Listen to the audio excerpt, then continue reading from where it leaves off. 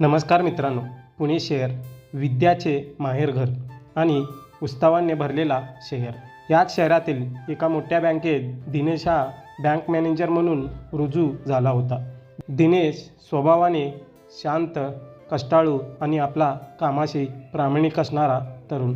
दिसायला रुबाबदार, डोळ्यावर चष्मा आणि चेहऱ्यावर नेहमी एक स्मित हास्य. बँकेत सर्व काही सुरळीत चाललं होतं, पण एका सोमवारी सकाळी बँकेत एका नवीन मॅडमची एंट्री झाली. त्याचे नाव होतं अंजली. अंजली दिसायला अतिशय सुंदर. साडीतलं ती रूप कोणालाही मोहून टाकेल असं होतं. तिची नियुक्ती असिस्टंट मॅनेजर म्हणून झाली होती. जेव्हा अंजली पहिल्यांदा दिनेशच्या कॅबिनमध्ये आली तेव्हा दिनेश एका फाईलमध्ये डोकं घालून बसला होता. मे आय कम इन सर? एका गोड आवाजाने दिनेशाचा लक्ष वेधले. दिनेशने वर पाहिलं आणि क्षणभर तो पाहतच राहिला. पांढऱ्या रंगाची साडी, कपाळावर छोटी टिकळी आणि चेहऱ्यावरचा तो आत्मविश्वास. हो, या ना. तुम्हीच अंजली मॅडम का? दिनेशने सावरून विचारलं. हो सर, आजपासून मी जॉईन होत आहे. दोघांची ही पहिली भेट अगदी साधी होती, पण कुठेतरी मनाच्या कोपऱ्यात एक ओढ निर्माण झाली होती. पुण्याच्या या गडबडीच्या आयुष्यात बँक म्हणजे कामाचा डोंगर. दिनेश आणि अंजली अनेकदा उशिरापर्यंत बँकेत थांबावे लागायचे. दिवसभर ग्राहकांची गर्दी, लोकांच्या फाईल आणि मीटिंग्स यात वेळ कसं जायचा कळायचंच नाही. पण संध्याकाळी जेव्हा बँक बंद व्हायचा आणि फक्त स्टाफ राहायचे तेव्हा वातावरणात एक वेगळीच शांतता असायची. एका दिवशी पाऊस खूप जोरात पडत होता. बँकेचं काम संपलेलं होतं, पण पावसामुळे कोणालाच बाहेर पडता येत नव्हतं. दिनेशने आपल्या कॅबिनमधून बाहेर पाहिलं. अंजली अजूनही तिथेच डेस्क आवरत होती. अंजली मॅडम, चहा घेणार का? बाहेर पाऊस खूप आहे. निघता येणार नाही सध्या? दिनेशने विचारलं. अंजली हसून होकार दिली. दिनेशच्या बँकेच्या कॅन्टीनमध्ये बसून दोघांनी चहा घेतला. तिथेच त्यांच्या गप्पा सुरू झाला. त्यांना कळाले की दोघांनी पुण्यातल्या टेकडीवरच फिरायला आणि मिसळपाव खायला खूप आवडते. त्या दिवशी दिनेशला जाणवलं की अंजली फक्त कामातच हुशार नाही, तर ती एक खूप चांगली व्यक्तीसुद्धा आहे. हळूहळू दिवस जात होते. आता दिनेश आणि अंजलीमध्ये केवळ बॉस आणि कलीग असं नातं उरलं नव्हतं. त्यांच्यात एक घट्ट मैत्री निर्माण झाली होती. बँकेतला इतर कर्मचाऱ्यांनाही त्यांच्यातली ती केमिस्ट्री जाणू लागली होती. एकदा बँकेच्या ऑडिटसाठी दोघांना खूप ताण होता. अंजली खूप थकली होती. दिनेशने हे ओळखले आणि स्वतः तिच्या वाटणीचे काम करायला घेतला. सर, हे माझं काम आहे, तुम्ही का करतात? अंजलीने विचारलं. दिनेश तिच्याकडे बघून म्हटला, कामाचं काय आहे अंजली, ते होत राहील, पण तुमची तब्येत जास्त महत्त्वाची आहे. थोड्या वेळ आराम करा, मी बघतो हे. अंजलीच्या डोळ्यात त्यावेळी एक वेगळी चमक होती. तिला दिनेशचा हा काळजीवाहू स्वभाव खूप आवडू लागला होता. दिनेशने ठरवलं की आता मनातलं सांगायची वेळ आली आहे. त्याने अंजलीला शनिवारीच्या संध्याकाळी एका छान कॅफेमध्ये भेटायला बोलवलं. पुण्याच्या फर्ग्युसन कॉलेज रोडवरच्या एका कोपऱ्यातल्या कॅफेमध्ये दोघं भेटले. अंजलीने निळ्या रंगाची ड्रेस घातला होता, ज्यामध्ये ती परीसारखी दिसत होती. दिनेश थोडा घाबरला होता. त्याने टेबलवरच्या पाण्याचा पेल घेतला आणि एक दीर्घ श्वास घेतला. अंजली, मला तुला काहीतरी सांगायचं आहे. जेव्हापासून तू बँकेत आलेली आहेस, माझ्या कामातलं लक्ष थोडं कमी आणि तुझ्याकडे जास्त असतं. तुझ्याशी बोलल्याशिवाय माझा दिवस पूर्ण होत नाही. मला वाटतं मी तुझ्या प्रेमात पडलोय. अंजली शांत झाली. तिने काहीच उत्तर दिले नाही. दिनेशला वाटलं कदाचित त्याने नकार दिली तर, पण थोड्या वेळाने अंजली हळूच दिनेशच्या हातात हात घेतला आणि म्हटली, दिनेश, मला वाटलं होतं की तू कधीच बोलणार नाहीस. मी सुद्धा हीच वाट पाहत होते. दोघांच्याही चेहऱ्यावर एक मोठं हसू आलं. पुण्याच्या त्या थंड हवेत एका नवीन प्रेमकथेची सुरुवात झाली होती. त्यानंतर काही महिने त्यांचे हे रोमान्स चालू राहिला. लंच ब्रेकमध्ये एकत्र डबा खाणे, चोरून एकमेकांकडे बघणे आणि मेसेजावर गप्पा मारणे, यात एक वेगळीच मजा होती. शेवट दोघांनी आपला घरी सांगायचं ठरवलं. पुण्याचेच असल्यामुळे दोघी कुटुंबाची भेट झाली. घरच्यांनाही दिनेश आणि अंजली जोडी खूप आवडली. मोठ्या थाटामाटात पुण्यातच दोघांचे लग्न झालं. आजही ते दोघं त्याच बँकेत काम करतात. पण आता ते फक्त मॅनेजर आणि असिस्टंट मॅनेजर नाही, तर एक सुखी जोडपे आहेत. बँकेच्या त्याच कॅबिनमध्ये जिथे तिची पहिली भेट झाली होती, तिथेच आजही त्याच्या प्रेमाचे सुगंधी फूल उमलत आहे.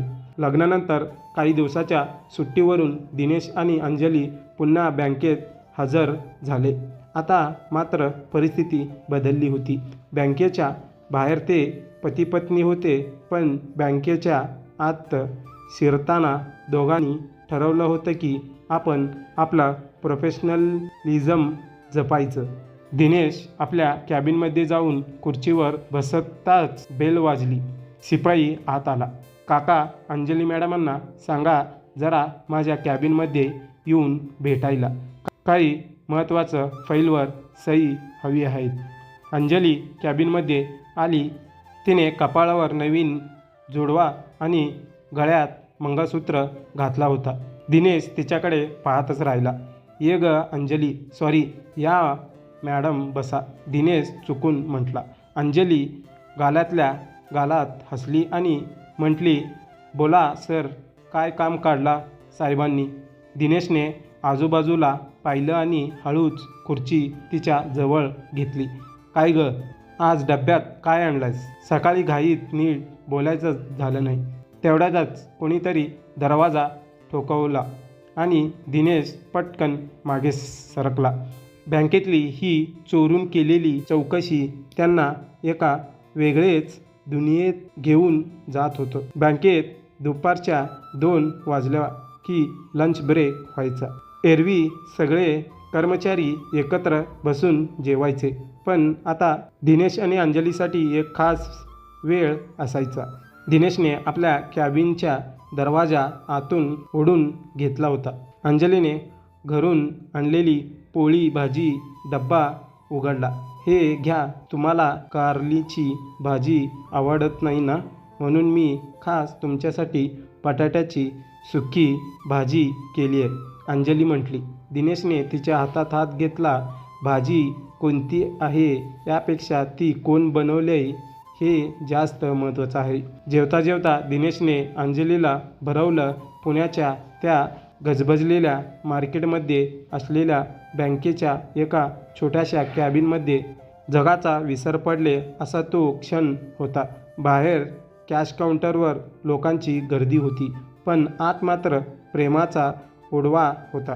एका दिवशी बँकेत खूप मोठा ऑडिट आला. दिनेशला हेड ऑफिसला खूप रिपोर्ट पाठवण्याचे होते. रात्रीचे 9 वाजले होते, तरी दिनेशचं काम संपत नव्हतं. बँकेतला इतर स्टाफ निघून गेले होते. अंजली मात्र तिथेच डेस्कवर बसून होती. दिनेश बाहेर आला आणि म्हटला, अंजली, तू का थांबली आहेस? रिक्षा कर आणि घरी जा, खूप उशीर झाले. अंजली उठली आणि त्याच्या जवळ आली. तिने तिचे खांदे दाबले आणि म्हटली, दिनेश, आपण आयुष्यभराचे सोबती आहोत. जर तू इथे काम करतोयस तर मी तुला सोडून घरी कशाला जाणार? आपण दोघं मिळून हे काम संपवून आणि मग एकत्रच जाऊ. त्या रात्री दोघांनी मिळून काम संपवलं. काम संपल्यावर दिनेशने तिला पुण्याच्या रिकाम्या रस्त्यावरून बाईकवर घरी नेला. त्या रात्रीचं तो गारवा आणि पाठीमागे बसलेला अंजली, दिनेशला वाटलं की आयुष्यात यापेक्षा जास्त सुख काहीच नसतं. काही महिने उलटले. दिनेशचा वाढदिवस होता. बँकेत सगळ्यांनी त्याला शुभेच्छा दिली, पण अंजली मात्र थोडी शांत आणि कामात मंग असल्यासारखी वागत होती. दिनेशला वाटलं कदाचित ती विसरली असेल. संध्याकाळी काम संपून दिनेश घरी जाण्याचा निघाला. त्याने अंजलीला विचारलं, अंजली, चल निघायचं का? ती म्हटली, तुम्ही निघा, मला थोडं काम आहे, मी येते अर्ध्या तासात. दिनेश थोडा नाराज होऊन घरी गेला. जसा त्याने घरचा दरवाजा उघडला, पूर्ण घर फुगे आणि दिव्याने सजलेली होते. समोर टेबलवर त्याचा आवडता चॉकलेट केक होता. अंजली मागून आली आणि तिने त्याला मिठी मारली. Happy birthday mister manager. तुम्हाला काय वाटलं, तुमची असिस्टंट तुम्हाला विसरेल? दिनेशच्या डोळ्यात आनंदाश्रू आले. त्याने तिला जवळ घेतलं आणि पुण्याच्या त्या चांदण्या रात्रीत दोघांनी डान्स केलं. दिनेश आणि अंजलीचा कथा पुणे शहरातल्या त्या बँकेत आजही चर्चेला जाते. ते दोघं केवळ उत्तम अधिकारीच नाही तर एक आदर्श जोडपे म्हणून ओळखले जातात. कामाच्या ठिकाणी एकमेकांचा आदर करणे आणि घरच्या उंबरड्यात शिरल्यावर कामाच्या ताण बाहेर सोडून हेच त्यांच्या सुखी संसाराचं गुपित होतं. बँकेचा हिशोब जुळवता त्यांनी आपल्या आयुष्याचा हिशोब इतकं सुंदर जुळवला होता की तिथे फक्त प्रेमाचाच नफा होता. धन्यवाद. ही कथा आवडली असेल तर लाईक करा आणि चॅनलला सबस्क्राईब नक्की करा. जय महाराष्ट्र मित्रांनो.